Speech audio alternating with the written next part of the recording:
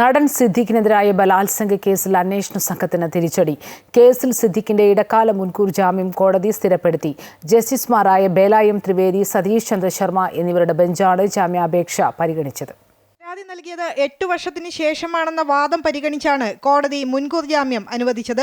Siddique passport ഹാജരാക്കണമെന്നും അന്വേഷണത്തോട് സഹകരിക്കണമെന്നും കോടതി വ്യക്തമാക്കി. പോലീസ് സിദ്ദിഖിനെ അറസ്റ്റ് ചെയ്താൽ ജാമ്യത്തിൽ വിടണമെന്നും കോടതി നിർദ്ദേശിച്ചു. സിദ്ദിഖിന് ജാമ്യം നൽകിയാൽ സമാനമായ മറ്റു കേസുകളെയും ബാധിക്കുമെന്ന് സംസ്ഥാന സർക്കാർ വാദിച്ചെങ്കിലും കോടതി തള്ളി.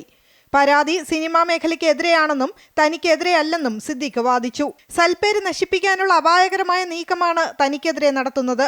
സാമൂഹ്യ മാധ്യമത്തിലൂടെ ഒട്ടേറെ പേർക്കെതിരെ ആരോപണം ഉന്നയിച്ചുവെന്നും അതിലൊന്നും തനിക്കെതിരെ പരാതിയില്ലെന്നും അഭിഭാഷകൻ ചൂണ്ടിക്കാട്ടി. റിവ്യൂവിനായി നിള തിയേറ്ററിൽ എത്താനാണ് ആവശ്യപ്പെട്ടതെന്നും അതിനുശേഷം നടിയെ കണ്ടിട്ടേ ഇല്ലെന്നും സിദ്ദിഖ് വാദിച്ചു. അമ്മയും WCCയും തമ്മിലുണ്ടായ ഭിന്നതയ്ക്ക് ശേഷമാണ് പരാതി വന്നതെന്നും സിദ്ദിഖ് ചൂണ്ടിക്കാട്ടി.